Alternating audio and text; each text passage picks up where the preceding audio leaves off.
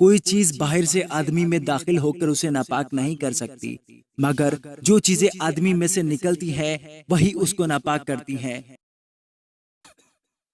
خداوند کے زندہ اور پاک کلام میں سے مرکز کی انجیل اس کا 7واں باب۔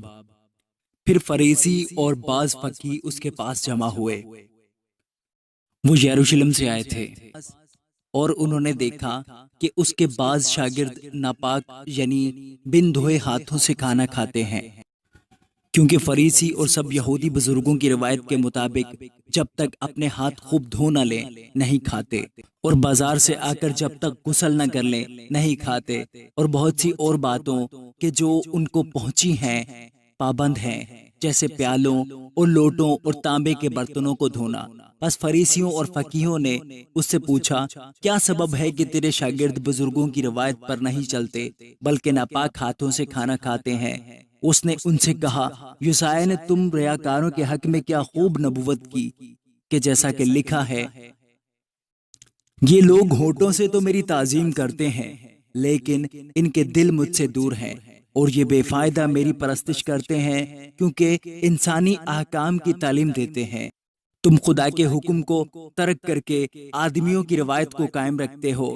اور اس نے ان سے کہا، تم اپنی روایت کو ماننے کے لیے خدا کے حکم کو بالکل رد کر دیتے ہو، کیونکہ موسیٰ نے فرمایا کہ اپنے باپ کی اور اپنی ماں کی عزت کر، اور جو کوئی باپ یا ماں کو برا کہے وہ ضرور جان سے مارا جائے۔ لیکن تم کہتے ہو، اگر کوئی باپ یا ماں سے کہے کہ جس چیز کا تجھے مجھ سے فائدہ پہنچ سکتا تھا وہ قربان یعنی خدا کی نظر ہو چکی، تو تم اسے پھر باپ یا ماں کی کچھ مدد کرنے نہیں دیتے۔ یوں تم خدا کے کلام کو اپنی روایت سے جو تم نے جاری کی ہے باطل کر دیتے ہو، اور ایسے بہتیرے کام کرتے ہو۔ اور وہ لوگوں کو پھر پاس بلا کر ان سے کہنے لگا، تم سب میری سنو اور سمجھو، کوئی چیز باہر سے آدمی میں داخل ہو کر اسے ناپاک نہیں کر سکتی، مگر جو چیزیں آدمی میں سے نکلتی ہے وہی اس کو ناپاک کرتی ہیں۔ اگر کسی کے سننے کے کان ہو تو سن لے۔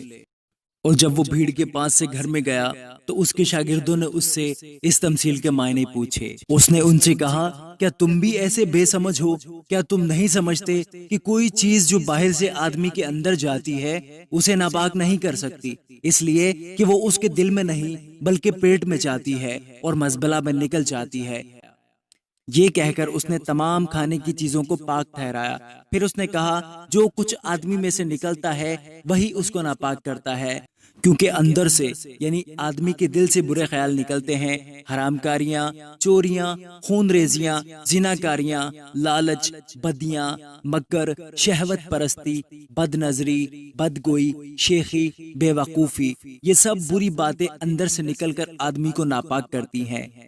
پھر وہاں سے اٹھ کر سور اور سیدہ کی سرحدوں میں گیا اور ایک گھر میں داخل ہوا، اور نہ چاہتا تھا کہ کوئی جانے، مگر پوشیدہ نہ رہ سکا، بلکہ فی الفور ایک عورت جس کی چھوٹی بیٹی میں ناپاک روح تھی اس کی خبر سن کر آئی اور اس کے قدموں پر گری۔ یہ عورت یونانی تھی اور قوم کی سوروفنی کی۔ اس نے اس سے درخواست کی کہ بدروح کو اس کی بیٹی میں سے نکالے۔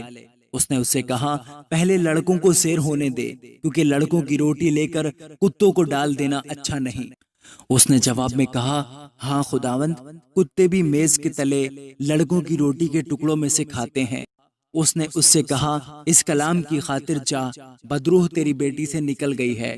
اور اس نے اپنے گھر میں جا کر دیکھا کہ لڑکی پلنگ پر پڑی ہے اور بدروح نکل گئی ہے۔ اور وہ پھر سور کی سرحدوں سے نکل کر سیدہ کی راہ سے دیکابلس کی سرحدوں سے ہوتا ہوا گلیل کی جھیل پر پہنچا۔ اور لوگوں نے ایک بہرے کو جو ہکلا بھی تھا اس کے پاس لا کر اس کی منت کی کہ اپنا ہاتھ اس پر رکھ۔ وہ اس کو بھیڑ میں سے الگ لے گیا اور اپنی انگلیاں اس کے کانوں میں ڈالی اور تھوک کر اس کی زبان چھوئی، اور آسمان کی طرف نظر کر کے ایک آہ بھری اور اس سے کہا، افتح یعنی کھل جا۔ اور اس کے کان کھل گئے اور اس کی زبان کی گرہ کھل گئی اور وہ صاف بولنے لگا۔ اور اس نے ان کو حکم دیا کہ کسی سے نہ کہنا، لیکن جتنا وہ ان کو حکم دیتا رہا اتنا ہی زیادہ وہ چرچا کرتے رہے، اور انہوں نے نہایت ہی حیران ہو کر کہا، جو کچھ اس نے کیا سب اچھا کیا، وہ بہروں کو سننے کی اور گونگوں کو بولنے کی طاقت دیتا ہے۔ آمین۔